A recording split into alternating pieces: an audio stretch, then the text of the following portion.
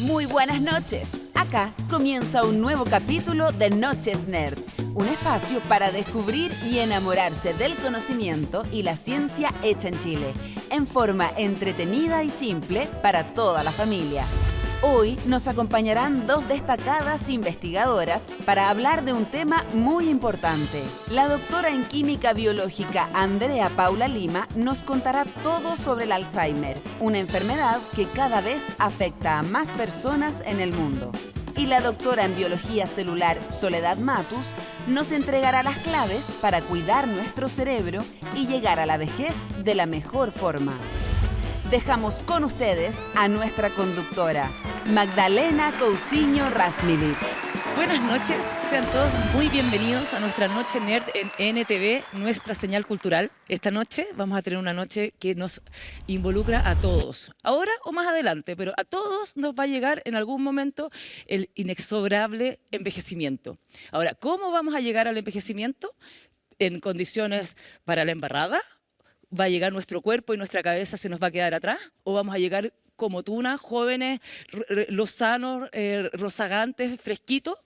Esta noche tenemos dos invitadas que son expertas en este tema.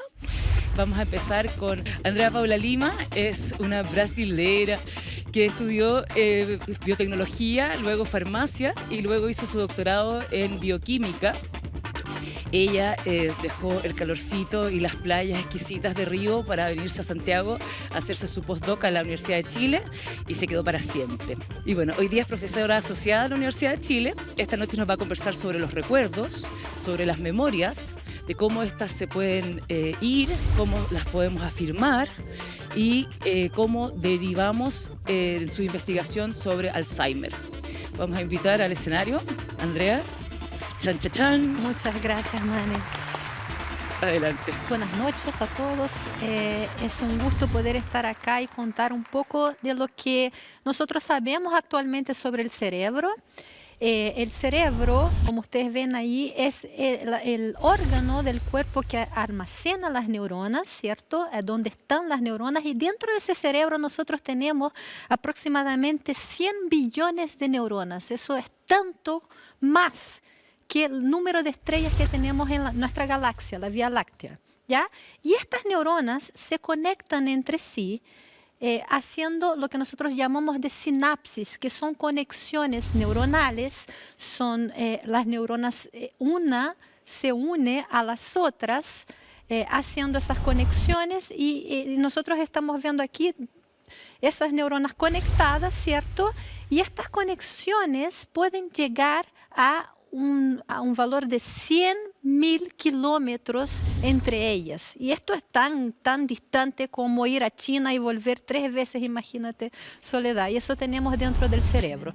Entonces, yo voy a contar un poquito sobre el cerebro y cómo el cerebro pierde estas conexiones, y esto nos lleva a una enfermedad que es muy conocida por los adultos mayores, que es la enfermedad de Alzheimer, que se relaciona a la pérdida de memoria. ¿Ya? Entonces, para hablar de memoria en Alzheimer, nosotros tenemos que conocer esta región del cerebro que ahí se ve. Eso es un hipocampo, ¿ya? Y el hipocampo parece un caballito del mar, por eso tiene este nombre. Le dimos este nombre, es un hipocampo humano que está a la izquierda, y a la derecha está el caballito del mar, ¿ya? Y en esta región del cerebro nosotros sabemos que es muy importante esta región para que nosotros almacenemos nuevas memorias. ¿Cómo nosotros sabemos esto? Nosotros sabemos esto a través principalmente de un estudio que este personaje, Henry Molaison, un paciente de epilepsia, una epilepsia invalidante, ¿cierto? Tenía más de 300 crisis al día, ya no podía trabajar, ya no podía ejercer su vida normal, y fue a un neurocirujano buscando una solución para ese problema que tenía. Y los neurocirujanos en esta época tuvieron la idea, observaron su cerebro, vieron que cerca del hipocampo, ahí en el hipocampo se generaba el foco epiléptico, y tuvieron esa idea de remover este lugar porque es donde estaban generando las descargas epilépticas que lo hacían inviable su vida para él. Entonces, al retirar el hipocampo del paciente Henry Molaison, también conocido como el paciente HM, ¿cierto? ¿Qué pasó? pasó que dejó de tener las crisis epilépticas efectivamente. Solo que hubo un problema. Este hombre pasó a vivir en el pasado. Se quedó conocido como el hombre que vivía en el pasado, porque él no podía generar nuevas memorias, pero sí podía recordar su pasado. ¿Ya? Entonces, ¿qué eso nos dice? Que cuando el hipocampo no está, nosotros no podemos tener nuevas memorias, pero todavía podemos recordar. Entonces, eso parte una otra pregunta también de la neurociencia, que es, ¿dónde están esas memorias que nosotros ya tenemos almacenadas? Y ahí yo no voy a tener tiempo para contar los experimentos uno por uno, lo que se hicieron, pero cuando se anularon las funciones de distintas regiones en el cerebro, nunca hemos podido eliminar completamente las memorias antiguas. Y eso nos dice algo sobre el funcionamiento del cerebro que tiene que ver con ese cuadro de Leda Catunda, una pintora brasileña, ¿ya? En que ustedes ven, ahí son imágenes de una playa, ¿cierto? Una noche de luna, un beso, imágenes que están envueltas del cerebro, están mostrando que estas imágenes están en varias partes en el cerebro, no están en el hipocampo. El hipocampo por donde pasa para que se almacene, pero después ellas quedan retenidas en varias partes y no hay cómo eliminarlas por completo. A menos que haya degeneración, muerte de las neuronas, pérdida de conexiones sinápticas, ¿ya? Entonces, ese es el cuadro que nos permite entender un poco por qué los pacientes con Alzheimer primero pierden las memorias, la capacidad de retener nuevas memorias y se mantienen por un buen tiempo con las memorias antiguas, ¿ya? Y ahí les presento, ese es el famoso doctor Alois Alzheimer.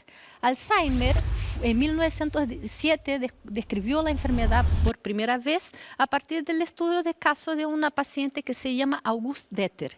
Y miren lo que pasó con August. August era una persona súper educada, tenía un lenguaje muy polite, ¿cierto? Nunca era agresiva en su forma de hablar, una persona muy contenida. Y de repente, a los 50 y pocos años, ella empezó a tener un comportamiento anormal. Presentaba celos, demasiados celos de su marido. Empezó a hablar garabatos, que nunca fue así, ¿cierto? Y el marido, notando esa cosa extraña que le estaba pasando, la llevó a donde el doctor Alzheimer. Y él le hizo algunas preguntas y le preguntaba, por ejemplo, le decía, ¿cuál es su nombre? ¿Cuál es su apellido? Ella decía su nombre bien, pero no sabía muy bien su apellido. Y de las preguntas que le hizo principalmente, ella no podía responder cosas como relacionadas a su ubicación espacial. No sabía dónde estaba en el momento, ni en qué parte vivía. Y eso tiene que ver, básicamente, con algo que tiene también muy propio de la enfermedad de Alzheimer, que lo que primero se degenera es justamente el hipocampo. Entonces, ella no puede obtener nuevas memorias, ¿cierto? Y también hay otras cosas de características personales que pueden observarse en Alzheimer y que son bastante características. Y yo quiero contar entonces el caso de este pintor. Es un pintor que se llama William Utenmolen y él fue diagnosticado con Alzheimer y decidió pintar su propia enfermedad como forma de mostrar lo que pasa. Entonces nosotros vemos cuando fue diagnosticado en 1967, la primera foto que les mostré, y cómo con el pasar del tiempo, primero él pasa a elegir colores muy contrastantes. Eso es muy típico de pintores que tienen Alzheimer. Cambian las opciones de colores porque van perdiendo la capacidad de dibujar en profundidad, ¿cierto? Y al final nosotros vamos viendo que con el pasar del tiempo, él no es ni capaz de dibujar un rostro humano en colores como lo hacía también al principio de la enfermedad. Entonces son imágenes bastante marcantes que te permiten observar cómo el cerebro se va degenerando. Y ahí, ¿qué es lo que pasa? Yo les dije, primero el hipocampo se daña, pero después se van dañando las otras regiones del cerebro. Y ahí ustedes están viendo en amarillo justamente lo que es el hipocampo y cómo con el pasar del tiempo, con la enfermedad de Alzheimer, lo que nosotros vemos es que ese hipocampo va disminuyendo de tamaño. ¿Y por qué disminuye de tamaño? Porque las neuronas se mueren en esa región. Y ahí, ¿cuál es el punto? Y siempre me preguntan a mí, ¿con qué tengo que preocuparme? ¿Cierto? Se me olvidan algunas palabras o de repente no sé a dónde está la llave. Pero hay una cosa que es realmente preocupante en la enfermedad de Alzheimer y tiene que ver con esa degeneración del hipocampo, que además de las nuevas memorias es muy importante para que nosotros nos ubiquemos en el espacio. Yo sé que estoy aquí porque tengo hipocampo y porque mi hipocampo funciona. Entonces, ¿qué pasa? Una persona, ¿cierto?, que durante toda su vida sale de su casa, abre la puerta y va a comprar a la panadería que está hacia la derecha, ¿ya?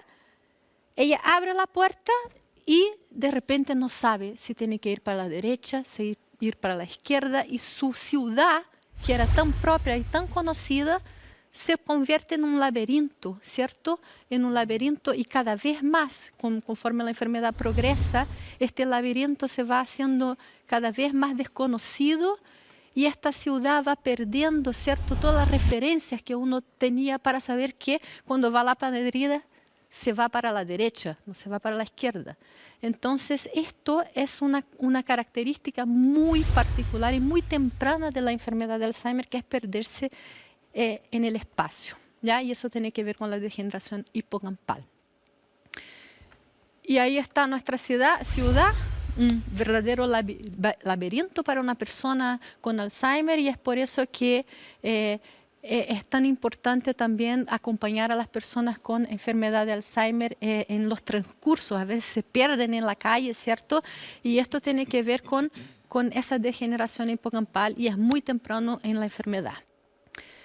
Quiero contarles también que a pesar de todo eso que yo les estoy diciendo, que es propio de la neurodegeneración, existen ciertas asociaciones que nosotros conocemos que son protectoras, ¿ya? Una de ellas, y una de las más conocidas, es que mientras más nivel de educación, años de estudio, básicamente, es medido por años de estudio, mientras más años de estudio tiene una persona, menor probabilidad de tener enfermedad de Alzheimer, ¿ya?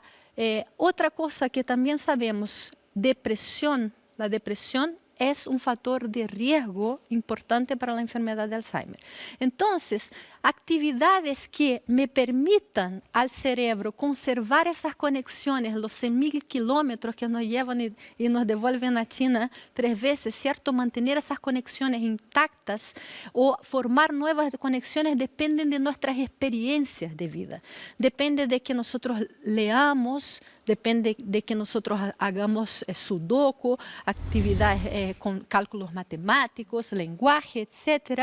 Y una de las cosas que es bastante interesante de notar es que el ejercicio físico también es protector. Ahora, hay un tipo de ejercicio físico que es el baile, que ustedes están viendo ahí. El baile es una forma de ejercitar el cuerpo, pero también ejercitar la empatía. Y el baile junto, como que este que estamos viendo ahí, ese es aquel que yo me pongo en el tono del otro, que yo siento el movimiento, ¿cierto? Y me dejo llevar con él. Hay una entrega en el baile, hay una cosa tan humana que no solamente te protege en el lado del ejercicio físico, sino también de la empatía y de esto de sentirse feliz, ¿cierto? El sentirse a gusto ayuda mucho a una persona que tiene enfermedad de Alzheimer. Entonces, uno de los consejos que yo siempre doy es que la música, que también es un elemento que te permite, así como los olores, ¿cierto?, revocar memorias antiguas. La música que se asocia al baile es algo de suma importancia. Entonces yo siempre digo, invierte en tu playlist, porque este puede ser la llave para tus recuerdos en el futuro. Así que muchas gracias, Mike.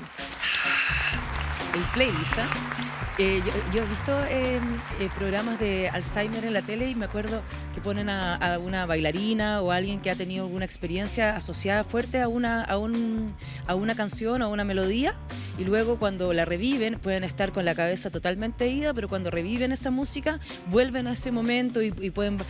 Hay un video de una bailarina bailando que es impresionante. Sí, como que se nosotros yo conecta. vi, Se sí, conecta, no, sí, se y conecta. Sí. Eso pasa a menudo. Los pacientes con Alzheimer, en los ojos tú notas la desconexión y pones una música que hizo sentido en su vida. No es cualquier música tampoco, es Claro, una es música una que tiene un como significado, un, sí. un hilo que tú vas a esa memoria, entonces la persona se conecta y los ojos se abren. una llave. Y es una tal llave. cual. Y en ese video justamente la memoria procedural, ella abre los brazos, Sí, ¿cierto? sí, Empieza baila y con una gracia inmediatamente. impresionante. Sí, Sí. es impresionante. Y esto es como una llave, una puertecita Claro, que con tú ciertos todavía elementos significativos. Eso Sí, es vamos a poner potente. ese video en las redes sociales para que para compartirlo, para que lo vean. Sí, ahora, antes, porque este tema tiene tiempo para mucho, así que vamos a presentar a nuestra siguiente invitada, que es Sol Matus. Gracias. La Sol estudia cómo las respuestas del estrés pueden afectar o no las enfermedades que afectan al cerebro y el envejecimiento. Tal cual. Es doctora en Biología Celular de la Universidad Católica y hoy dirige el Laboratorio de Biología de la Neurodegeneración de la Fundación Ciencia y Vida. Así es. Además, ama jardinear Sí. y poner lucecitas en el jardín. Así es. ¿Quién no? Muy bien, y hoy día nos va a hablar sobre los hábitos que podemos adoptar para combatir el deterioro de nuestro cerebro. Exacto. Bienvenida. Gracias. Adelante. Buenas noches a todos. Y claro, hoy día vamos a abordar este tema del envejecimiento, que yo creo que si bien puede haber algunos aquí que nos están viendo y escuchando más jóvenes y otros más viejos, todos sabemos que ese es un proceso que ocurre, que es inexorable, que va a llegar, que eventualmente empezamos a sentir y lo vemos, o que uno dice, mira, ya no estoy para esto porque parece que me canso mucho, o otro dice, oye, antes de ponerte a hacer esta otra cosa, mira tu carnet de identidad porque en realidad parece que han pasado los años. Esa sensación como que ya uno no tiene la misma energía, no tiene la misma vitalidad, es propio del envejecimiento. Eso es el envejecimiento, que muchas veces se ve como un proceso de desgaste, ¿no es cierto? Una fatiga de material. Es decir, tanto que usamos nuestro cuerpo, tanto que estamos ahí trabajando, que caminamos o que estamos haciendo alguna actividad, que finalmente nuestro organismo se va desgastando y no queda otro destino que no sea el quiebre total o la ruptura de este cuerpo, que un poco está ejemplificado en este auto, que uno podría pensar que se usa, que lo usamos para arriba y para abajo y finalmente termina oxidado, no funciona el pestillo, no funciona el limpiaparabrisas. La pregunta es si ese desgaste natural que nosotros podemos ver en los autos o en cualquier material es lo mismo que pasa en nuestro cuerpo cuando envejecemos. Probablemente hay mucho de eso, ¿no es cierto? Probablemente hay un poco de falla, de desgaste del material, pero no es solo eso. Es importante que sepamos también que el envejecimiento a veces lo vamos asociando a las enfermedades. Muchos de nosotros hemos estado en la casa y cuando uno está en el almuerzo familiar y se da cuenta que empezamos a hablar, oye, fui al doctor en la semana, me recetó tantos de remedio, y el otro dice, sí, es que yo me enfermé, uno dice, esta es una mesa de viejo, porque están hablando solo de enfermedades y remedios, es como típico. Bueno, efectivamente es así, porque los médicos o los clínicos dicen el envejecimiento es el factor de riesgo o mayor factor de riesgo para el desarrollo de enfermedades. Enfermedades como el Alzheimer, enfermedades como el Parkinson, para el desarrollo de diabetes o de trastornos cardiovasculares o incluso la aparición de cáncer. O sea, tenemos un proceso que hay un desgaste evidente y que además está asociado al desarrollo de enfermedades varias. Entonces la pregunta es, ¿podemos intervenirlo? ¿Podemos hacer algo al respecto? ¿Existe como un elixir de la juventud, algo que nosotros podamos como ponerle pausa al reloj como del paso del tiempo? Y la respuesta es que no. No hay un elixir, perdón, pero no lo hay. No existe esta molécula mágica, esta como poción química transformadora que nos vaya a convertir así como en los jóvenes vitales para siempre. Pero sí hay cosas que se pueden hacer, así que ese mensaje es súper importante. ¿Hay como alguna evidencia? Bueno, la hay. Hoy sabemos, hay algunos grupos en el mundo que se han detectado en Estados Unidos, en Costa Rica, en Grecia, en Italia, en Japón. Son grupos de personas que viven en estos pueblos que tienen algunas características muy esenciales, muy llamativas. Son grupos longevos, viven muchos años. Además, son personas que son muy saludables. Entonces, alguien se dedicó y se preguntó, bueno, ¿qué hacen estas personas que viven mucho, viven más que el promedio de sus propios países? Además, son personas que se mantienen saludables. Entonces elaboraron como una pequeña listita, que yo les voy a dar el datito ahora. Les voy a contar qué hacen estas personas que parece que están viviendo más y mejor. Estas personas tienen características muy particulares. Primero, son personas que tienen una actividad física moderada. Es decir, las actividades que normalmente hacen, actividades como ir a comprar el pan, qué sé yo, pasean al perro, van a ver al amigo caminando. Bueno, esa actividad, no corren la maratón, no hacen triatlón, pero tienen actividad física constante, incluso en hacer las labores del hogar. Además, son personas que tienen un propósito.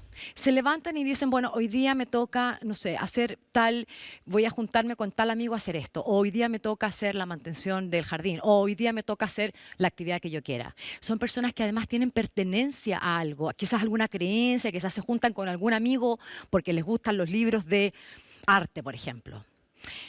Además, son personas que tienen vida social, que disfrutan de la familia y los amigos. Son personas que tienen como una espiritualidad y que conversan de las cosas que para ellos creen que son importantes.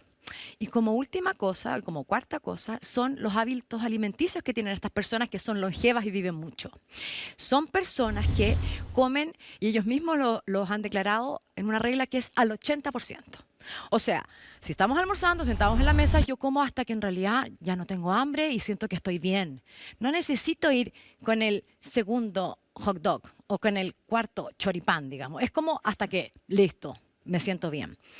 Además, han cambiado un elemento importante de la dieta que son las proteínas. Estas proteínas del asado, de la carne, han sido reemplazadas y han sido cambiadas a proteínas vegetales, a las proteínas que vienen de las legumbres, de los porotos, de las lentejas, de las arvejas. Esos serían entonces elementos protectores del envejecimiento, para tener un envejecimiento saludable. Entonces, ese punto de la alimentación es importante porque estos grupos han declarado tener esos hábitos y uno puede preguntarse en ese minuto si es que efectivamente el tipo de alimentación o cuánto comemos es capaz de modificar la vida de las personas o el estado de las personas. Y hace mucho tiempo atrás, un investigador, McCoy, en el año 1930 aproximadamente, se hizo una pregunta que en realidad no era directamente que tenía que ver con el envejecimiento. En esa época no existían ni los antibióticos, entonces las personas en realidad no estaban pensando en el envejecimiento. Lo que hizo fue preguntarse, ¿qué pasa si yo a un organismo le doy menos alimentación? ¿Va a ser más pequeño? Bueno, era una pregunta válida, ¿no es cierto? Entonces agarró ratitas y a unas les dio mucha comida y a otras les bajó un poco la cantidad de comida y comparó si crecían igual, si se desarrollaban igual.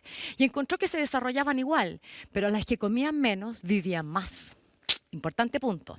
Entonces, ese fue uno de los experimentos que quedó ahí guardado en el baúl desde el 1930, como les decía, que después fue retomado por muchos investigadores. Y lo que hicieron fue retomar este experimento y entregar menos calorías a un tipo de modelo que se usa mucho en los laboratorios, que son los ratones. Y lo que hicieron fue precisamente entregar 30% menos de calorías a los ratones. Y lo que encontraron fue que efectivamente los ratones, como están en esa línea verde, que comen menos, viven más. Tremendo dato, ¿no? Este experimento que yo les estoy mostrando acá, que se hizo en ratones, midiendo cuánto tiempo viven, se ha repetido en ratas, en ratones, en todos los modelos tipo insectos, moscas o levaduras. Entonces, hay un concepto importante ahí. Pareciera que comer de manera moderada le estaría ayudando a vivir más. La pregunta, ustedes podrían pensar, bueno, pero es que estos modelos no se parecen mucho a mí, ¿no es cierto? Un ratón, una levadura, un gusano, pero habrá datos entonces en otros modelos que son más similares a los seres humanos y probablemente el modelo más conocido son los monos. En el experimento que se hizo con los monos no es fácil ver la sobrevida, ¿no es cierto? Porque tenía un experimento que duraría como 80 años, pero lo que hicieron fue entregarle la misma reducción calórica a monos y ver en qué estado estaban, tanto por fuera como por dentro. Y lo que ustedes están viendo aquí en esta foto es precisamente eso. Los animales de la izquierda son animales que recibían la dieta completa. son animales que visualmente tienen un pelaje más opaco, la postura no es tan erguida como los animales de la derecha, que son animales que se ven el pelo más brillante y tienen un desplazamiento más ágil y una postura más erguida. Entonces podríamos decir que están bien por fuera, ¿no es cierto? La pregunta es cómo están por dentro. Y estos animales que se ven físicamente bien, además los animales que comen menos, además tienen un mejor metabolismo de la glucosa y más balanceado. Tienen una disminución en las alteraciones cardiovasculares. Disminuyen casi al completo la aparición de tumores. Es decir, esta reducción calórica en los monos no solo hace que se vean bien, sino que están más saludables. Entonces, ese es un dato súper importante porque va confirmando un poco la historia. Ahora, también uno se puede preguntar si esta reducción calórica de alguna manera depende de los componentes que tiene. Y acá hay un dato muy interesante porque acá en este grafiquito que están viendo acá es un gráfico donde básicamente queremos preguntarnos si es que depende del tipo de alimento que yo como, si es que como grasas, carbohidratos o proteínas. Y efectivamente las dietas que son ricas en carbohidratos se asocian a una menor cantidad de tiempo de vida. Dietas que son bajas en calorías, como las dietas que les conté antes de los monos, de los ratones, tienen más sobrevida y están amarillo. Y también cuando uno come menos carbohidratos, menos azúcar, menos arroz, menos pasteles, menos dulce, menos helado, también se asocia a una extensión de la sobrevida. Entonces es importante quizás comer menos y también saber lo que uno está comiendo, quizás bajar un poco la proteína animal y favorecer también la baja de los carbohidratos. Y en ese punto entonces uno empieza a pensar, ok, listo, tenemos al menos aquí una buena noticia o algo que nos está indicando que podemos hacer algo. Y hay otra cosa que también es importante, que durante el envejecimiento también ocurre como les decía al principio, un pequeño desgaste, ¿no es cierto? Y eso también ocurre a nivel cognitivo, que es muy normal. ¿A quién no le ha pasado que ha visto, no sé, yo misma me he visto a veces diciendo que voy para acá y digo, ¿y qué vine a buscar? O ¿dónde dejé las llaves? Esas cosas como que son olvidos momentáneos que son propios del deterioro. Si finalmente a muchos años de uso algo pasa, y eso es lo que se llama el daño cognitivo menor, que es propio del envejecimiento y que ocurre en casi todas las personas, en algunas más y otras menos, pero ocurre, es muy normal. Entonces lo que uno se podría preguntar es si es que estas estrategias de alimentación también tienen impacto en la salud, no solo de nuestro cuerpo, sino que de nuestro cerebro. Y efectivamente lo que sabemos es que al reducir la cantidad de calorías y también cambiarnos a estas dietas que son bajas en proteínas animales, aumentan las conexiones sinápticas. Y son esas conexiones sinápticas, como decía la Andrea, donde radica el funcionamiento de nuestro cerebro, en cómo recordamos, en cómo imaginamos, en cómo creamos. Bueno, eso radica en estas células que también pueden ser modificadas por la alimentación. Un concepto súper importante. Y ahora, para ir cerrando, la última idea que quiero que conversemos tiene que ver con que ya sabemos que el envejecimiento tiene estas pequeñas modulaciones a través de la dieta, pero también hubo un descubrimiento bastante transformador hace unos 10 años atrás, en que se descubrió una molécula hace mucho tiempo atrás, en realidad fue el descubrimiento de la molécula que se descubrió en Rapa Nui. Es una molécula que se llama rapamicina.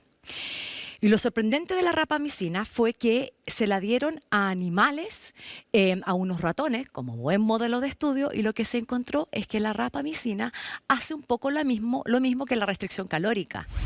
Es decir, extiende la vida de los animales. Atención, la rapamicina tiene muchos efectos adversos en los seres humanos. Así que, si bien se pensó al principio que teníamos ese elixir, entonces en realidad no, porque este tipo de compuestos son un poquito tóxicos, pero nos entrega de nuevo un concepto súper importante, que este proceso de desgaste y de falla que todos lo tenemos bien incorporado en nuestra sociedad, tiene pequeñas teclas que se pueden tocar para eventualmente reducirlo en una cierta medida y hacerlo un poco más llevable. Y tiene que ver con nuestros hábitos de alimentación, con nuestros hábitos de actividad cognitiva, y de esa manera tenemos una oportunidad nosotros ahora, hoy día, de eventualmente tener un futuro que sea eventualmente más largo o más extenso, pero no solo eso, sino que también en mejores condiciones. Así que gracias, Magdalena, por la invitación, y ese es el mensaje de hoy. Buenísimo, buenísimo. Oye, y cuando uno, porque a mí me entra la duda porque hay veces que cuando, por ejemplo, uno va a la farmacia y ve omega 3, un montón de suplementos que uno puede tomar como para mejorar la capacidad cognitiva, mejorar la atención. ¿Estos suplementos sirven o son un extra que el cuerpo ya no puede absorber? ¿Cómo funcionan? Yo creo que cuando estamos hablando de algunos compuestos, por ejemplo, como los antioxidantes, que a veces mucho estamos conversando antes de los berries, efectivamente son compuestos que tienen altos niveles de antioxidantes que nos van a proteger eventualmente, y incluso hay otros de estos tipos de suplementos que entregan quizás algunos ácidos grasos que nosotros no producimos y pues que nos pueden ayudar, y probablemente quizás mal no nos van a hacer, pero yo creo que tiene que ver como lo que tú decías, como con esta estrategia completa, ¿no es cierto? Es decir, me alimento bien, puedo tener una actividad física moderada, tener mi cerebrito funcionando, y probablemente eso va a ser, eso en su conjunto, yo creo que puede hacer que de alguna manera tengamos más oportunidades de tener un envejecimiento mejor en el fondo, pero como entregarle la responsabilidad a una cosa, yo pensaría que tiene que ser una cosa más como complementaria y no solamente esa es la molécula que te va a ayudar para siempre, no lo creo, yo creo que es una cosa mucho más completa. Yo tengo una técnica súper buena. Por ejemplo, yo soy cabeza de pollo y se me olvida todo. Se me olvida eso que camináis 2 pasos y no sabía dónde vais.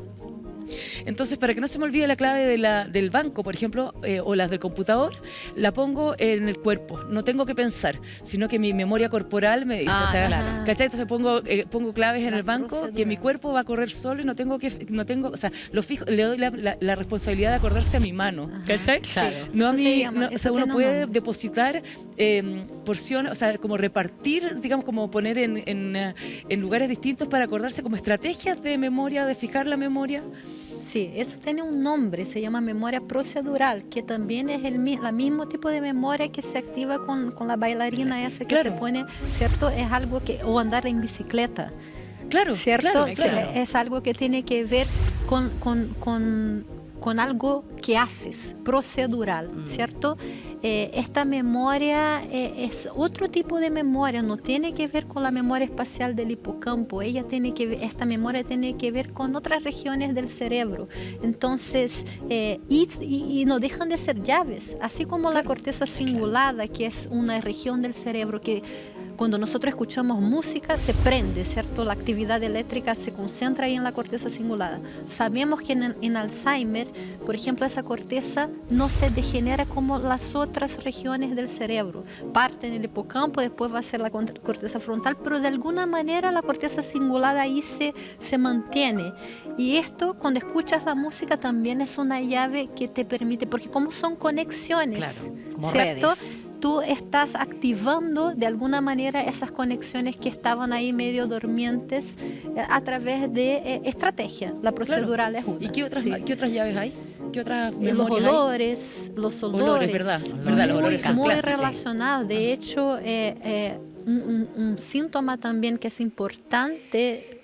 Ahora con el COVID es algo un poco confuso, pero un síntoma importante en el adulto mayor es la pérdida de olfato. No hay que despreciar eso. Eso hay que ir a ver cuál es la causa y asociarla también con algún tipo de tratamiento, porque esto puede ser bien importante para lo que detectar. pasa. Claro, no, es que para detectar alguna enfermedad como Alzheimer puede tener que ver con esa pérdida de olfato y también con cómo la persona se va a desempeñar en el mundo finalmente. Sin olfato es complejo, ¿te das cuenta? Entonces eso también puede interferir con un montón de otras cosas de la vida cotidiana que hay que ir a ver. Hay que atender. Claro, ¿y cómo uno puede fijar, por ejemplo, si yo, o sea, claro, yo descubrí esta técnica de que mi mano piense por mí, pero si yo quiero fijar, por ejemplo, no sé, tengo miedo de olvidarme de la cara de mi marido, ¿cachai? Tengo miedo de olvidar de algo, en particular a alguien, fijar un recuerdo, si yo puedo hacer algo preciso, una estrategia para acordarme de algo que me importa. ¿Cómo yo le puedo decir a mi cerebro, no te olvides de esto, nunca? Bueno, una clásica es las repeticiones, ¿no? Entonces Sí. tú lo presentas el estímulo muchas veces. Mirar la foto, mirar los videos, va a ayudar siempre a tú recordar este rostro, ¿cierto? Que con el pasar del tiempo se va nublando, ¿verdad? Pero de repente un olor y eso te hace límpido. De nuevo tú lo ves. Entonces, hay estrategias. Tú puedes tener algunas llaves y tú puedes rescatar recuerdos con base en estrategias como dices tú. Esa es una La de repetición. Además que los... muchas veces la significancia de los recuerdos también tiene que ver en cuánto permanecen. Probablemente cuando la imagen de una persona importante o de un lugar importante, claro, la repetición evidentemente es algo que va a generar memoria, pero también la significancia, que también está asociada probablemente a la repetición. Pero cuánto está incorporado en tu vida, en tu cerebro, de alguna manera también impacta en cuánto lo vas a recordar. A más significancia en tu vida, ese recuerdo, esa persona, esa imagen permanece además más en esta estructura de tu cerebro, digamos. Sabemos que se puede medir cualquier tipo de pensamiento, o sea, estamos viendo, yo por lo menos desde afuera, veo que, no sé, pues que están estudiando los beneficios de la meditación en el cerebro. Entonces ponen a una persona a meditar, le ponen el típico gorrito, muy bonito, lleno de cablecito. ¿Qué se está midiendo cuando se está midiendo? ¿Y qué partes del cerebro se prenden cuando...? O sea, porque me imagino la memoria está en un lugar, pero ¿están todos los lugares? Sí. Bueno, esa es la clásica neurociencia, es eso que nosotros hacemos. Nosotros justamente podemos poner esas gorras que miden, las neuronas se comunican por actividad eléctrica y descargas eléctricas, ¿cierto? Entonces nosotros podemos medir esas descargas eléctricas cuando estamos haciendo cualquier cosa. Entonces la neurociencia lo que hace es justamente, quiero saber qué pasa en el cerebro cuando hago tal cosa. Quiero saber que cuando hago tal cosa. O sea, cuando veo, por ejemplo, un clásico experimento, yo puedo sentar a una persona con la gorra y poner imágenes de contenido positivo y tú vas a ver, lindo, ¿qué región se prende? ¿Y son regiones distintas? Una imagen violenta. ¿Se prende otra región? Otra región. O sea, yo tengo una región emocionalmente feliz y una región emocionalmente triste, o tengo una región de emociones que reacciona. No. Cuidado, porque no es tan así tan definido. No es tan definido, eso es lo loco. Varía de persona para persona. Por eso que nosotros tenemos que estudiar muchas personas para ver cuál es el promedio y poder decir, esta región se asocia a eso. Pero normalmente son conexiones, son llaves en tu propio cerebro y nosotros estudiamos lo que pasa con cada persona en esas situaciones y después vemos lo general. ¿Y por qué el estrés degenera? ¿Por qué el estrés oxida? Esa es una súper buena pregunta. Primero, tenemos que siempre quizás ir un paso atrás y preguntarnos qué estamos hablando cuando hablamos de estrés. Claro. Porque una cosa es... las tensiones de la vida. Las tensiones de la vida, yo creo que uno le tiene un poquito de miedo a las tensiones de la vida pensando en como las preocupaciones diarias, como las cosas, los problemas que todos tenemos, ¿no es cierto? Llegar a final de mes, cualquier cosa. Eventualmente hay algunos estudios interesantes que muestran que ciertas cuotas de estrés en organismos jóvenes, digamos un umbral, podríamos decir medio, bajo, finalmente lo que hacen es preparar a los organismos para recibir un estrés verdadero. De alguna manera lo capacita, lo adapta. ¿Correr del león? ¿Arrancarse del león? Por ejemplo, o algún tipo de evento traumático, por ejemplo. Cuando tú eventualmente has adaptado a tu cuerpo para poder, frente a situaciones de estrés moderado, cuando venga un estrés más intenso vas a enfrentarlo mucho mejor. Y lo mismo le pasa a las neuronas. Las neuronas eventualmente cuando están, y es un poco quizás la idea que está detrás de estos conceptos de la alimentación o de la rapamicina, es que una de las teorías que hay detrás de eso es que cuando uno entrega menos alimentación, o sea, bajas en calorías, lo que hace es estresar al sistema. Es decirle, hay una menor disponibilidad de recursos, por lo tanto, trabajas eficientemente en esta condición de estrés que podríamos decir que es sana, porque la persona sigue comiendo, tiene disponible alimentos, pero de alguna manera está como adaptándose. Y eso haría que el sistema, el organismo sea más eficiente y de alguna manera aprenda a vivir mejor. Por lo tanto, esto como que, claro, cuando uno piensa en el estrés terrible, claro, eso probablemente a nadie le gustaría, pero cuando pensamos en situaciones de estrés que representan a veces como situaciones como que se salen un poco de la norma o de lo normal, eventualmente puede que no sea tan malo, digamos, porque además es la vida, ¿no? Y tenemos que aprender cómo a manejarnos en esas condiciones. Así que yo pensaría como en Claro, el pero porque equilibrio uno ese. o sea, no sé, pues, tú estuviste enfermo de COVID, o tu mujer estuvo enfermo de COVID, o tu hombre, tu marido, cualquiera sea tu pareja. Familia, claro. O sea, alguien cercano que te afecta y la pasaste pésimo, te echaron de la pega y la pasaste pésimo, estuviste en una situación espantosa, la pasaste pésimo y de repente te miraste al espejo y tenías 10 años más. ¿Estáis viejos? Te miraste al espejo y de repente en un periodo corto lo pasaste terrible y te envejeciste un montón. Sí. Te arrugaste, te salieron ojeras, te salieron canas. De hecho, yo me acuerdo historias de gente que ha sufrido estreses tremendos, como torturas, por ejemplo, y se les puso el pelo blanco. Claro. Entonces, de pronto, ¿por qué una experiencia puede envejecer así? O sea, es una oxidación, ¿cachai? ¿Que es un shock de oxidación? Bueno, claro, ahí estamos hablando, claro, como de un estrés, podríamos decir, bastante extremo, como más severo e intenso. O la gente que lo está pasando pésimo con COVID en sus casas, o sea, como el miedo a la muerte, qué sé bueno, yo, yo creo que traumática. eso definitivamente es una condición de estrés que probablemente pueda afectar a uno, que de partida afecta a un organismo entero, ¿no es cierto? O sea, uno no podría pensar que quizás va a estar más afectado una cosa que otra, y probablemente es reflejo de cómo el cuerpo va absorbiendo esto, ¿no es cierto? Porque las preocupaciones activan vías de estrés ¿Y que absorbe eventualmente... qué? ¿Cómo absorbe qué? Los estímulos, porque O sea, no, pero ¿qué es son lo que te... neurotransmisores. Claro, pero ¿cuál es el venenito que se suelta? Es que puede ser el venenito que se suelta o aquello positivo que no está también. ¿No es cierto? A ver, o sea, a mayor felicidad, menor envejecimiento. Uno podría pensar que cuando te encuentras en una situación de estrés, algo deja de estar y probablemente hay venenitos que se sueltan. Yo creo que va dependiendo quizás de la hormona que estemos pensando o de la comunicación que estemos pensando, probablemente tiene que ver con eso. Porque mencionaron depresión. Sí, totalmente. Y es una falla de neurotransmisores, básicamente, la depresión. Porque se deprime la interacción. Se deprime.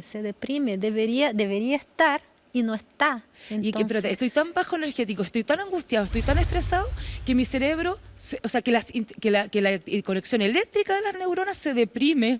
Y si no funcionan, y si no funcionan por bastante tiempo, la neurona degenera Exacto. y muere. Porque como que lo no se usa, entonces la guardamos. se muere porque el cuerpo está siempre tratando de aprovechar el alimento, ¿cierto? Si esas células no están funcionales aquí, que se mueran porque hay otras que alimentar, ¿sí? ¿Es hormonal? Tiene mucho que ver con hormonas, claramente. Claro, porque me acuerdo de las Sí, endorfinas, por sí. ejemplo, guajaja, al hacer Sí, deporte. sí. Te mantienes activo, claro, alerta, vital. claro, y el guajaja, la risa es como curativa también, hablan, Sí, ¿cachai? claro, Sí. de todas maneras. Y entonces ahí prendís todo el sistema. tu sistema probablemente quizás que genera actividades más, aumenta tu vitalidad básicamente, ¿no es cierto? Sí. Pero yo creo que eso es como un sistema muy complejo que eventualmente va a ir respondiendo según los estímulos, pero quizás yo no lo atribuiría a una hormona o a una conexión, sino que yo creo que es una cosa Es un mucho más sistema. orgánica, ¿no es cierto? Un sistema. Sí. Oye, yo tengo Ahora- 1000 preguntas, pero la Ya. gente también tiene preguntas. Así que hay unas preguntas que nos mandaron. Hola, buenas. Mi nombre es Felipe Sáez. De antemano agradecerles y felicitarlos por la forma interesante que están tratando la temática. Y bueno, me gustaría preguntarles por qué las personas con Alzheimer tienen más dificultad para recordar eventos recientes en comparación a eventos más antiguos. Y si es posible saber por qué ocurre esto. Gracias y saludos. Sí, bueno, yo traté de explicar un poquito en la charla, pero qué bueno que lo preguntó, que podemos reafirmar. Entonces, ¿por qué?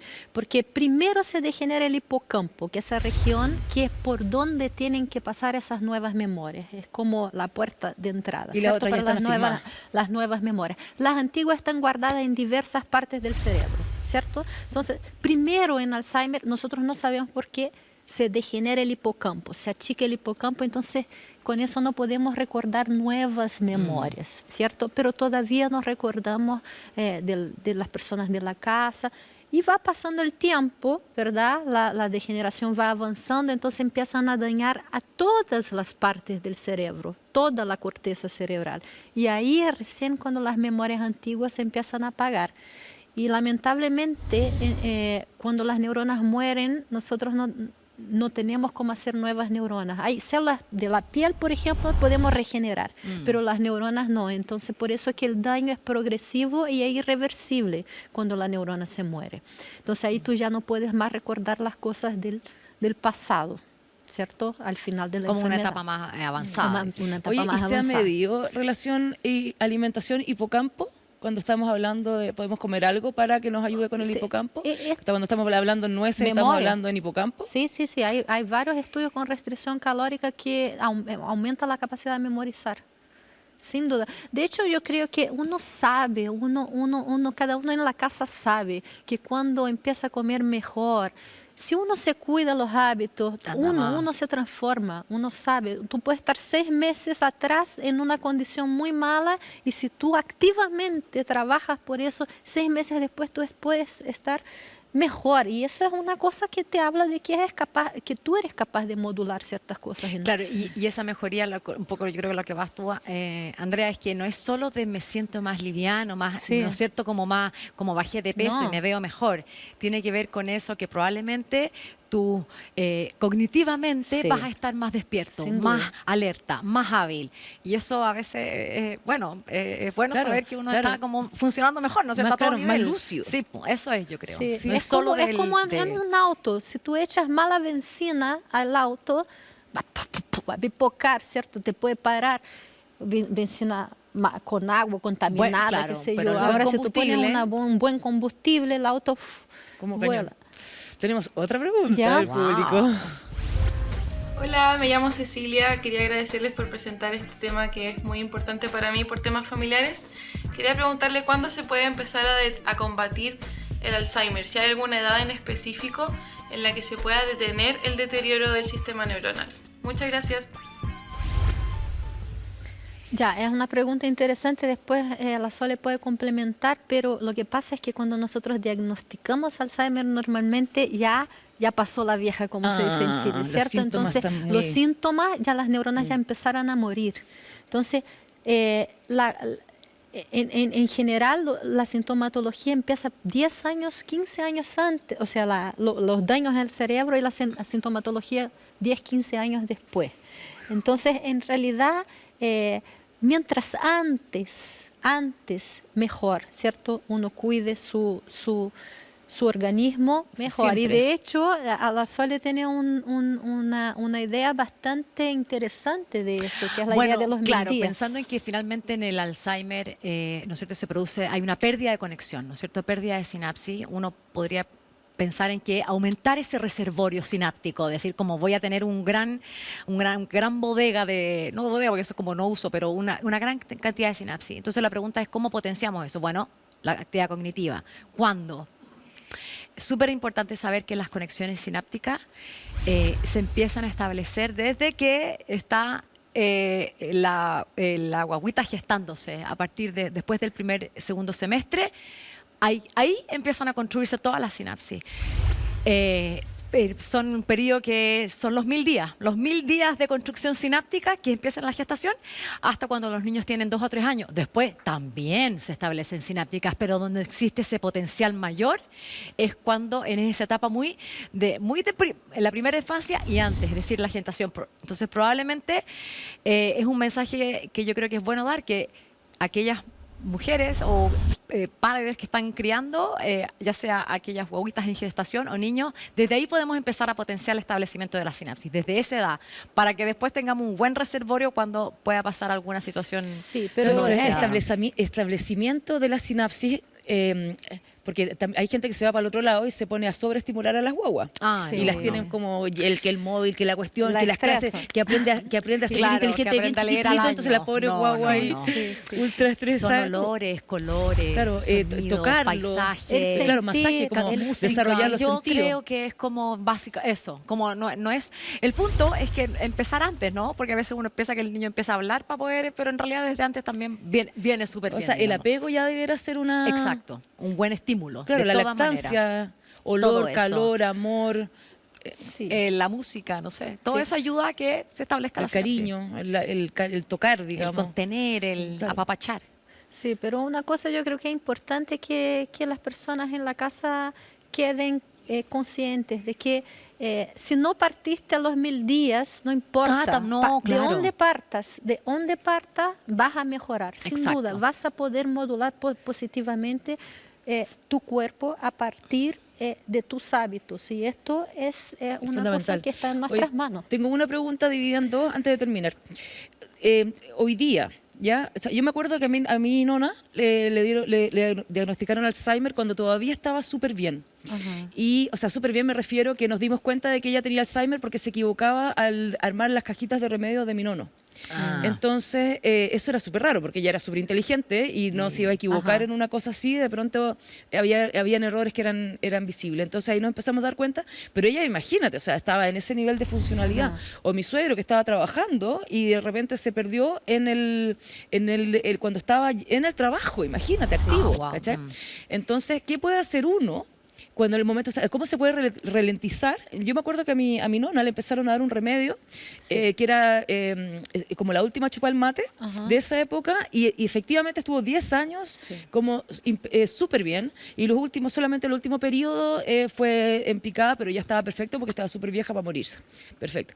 Entonces, pregunta, o sea, cuando una persona es diagnosticada, efectivamente la medicación, ¿cómo funciona? Que ralentiza, A, y B, ¿cuál es la última chupa al mate hoy?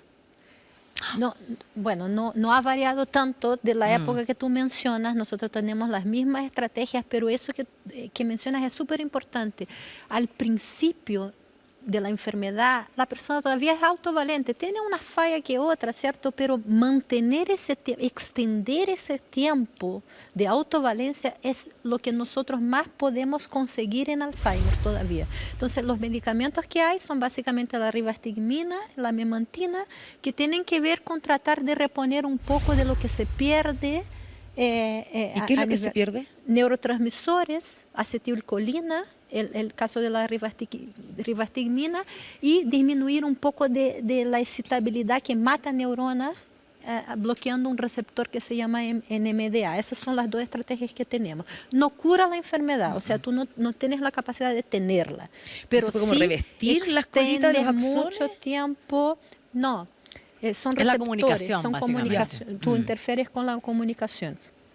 Pero la cosa es que eso solo funciona en el inicio de la enfermedad y al final ya cuando hay muchas neuronas que ya murieron, ya no hay nada más que hacer porque no somos capaces de poner nuevas neuronas en ese lugar. ¿Sí? Y entonces la investigación no ha avanzado mucho en los últimos años. Nosotros todavía no tenemos cura para la enfermedad. En de términos Alzheimer. terapéuticos, no. Claro. Sí.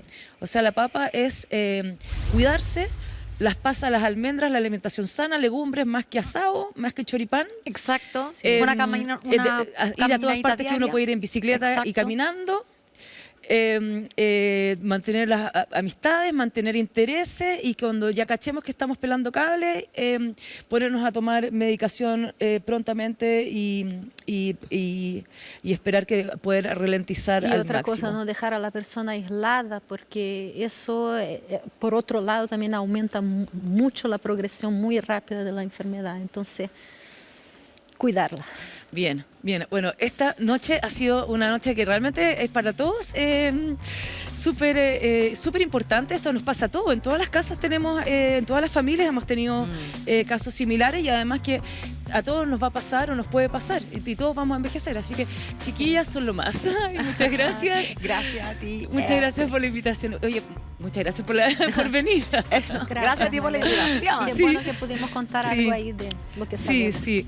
Oye, nosotros nos despedimos por esta noche. Los dejamos invitados para la próxima con otro tema que definitivamente nos va a iluminar nuestro destino, nuestra toma de decisiones, porque conocimiento es poder y es de todos y es de nuestro derecho constitucional, acceso y apoderamiento del conocimiento. Nos vemos. Buenas noches. Chao, chao.